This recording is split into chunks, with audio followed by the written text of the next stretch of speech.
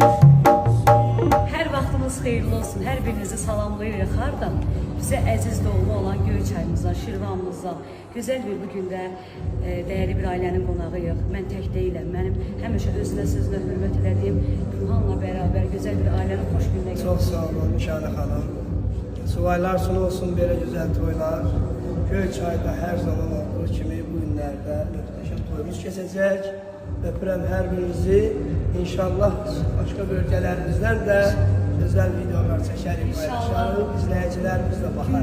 Günlər olsun ki, bir gündə mən deyim ki, ay Gülhan, gəlmişik sənin toyuna. O günü inşallah biləcəyik inşallah. İnşallah, inşallah. Getdik.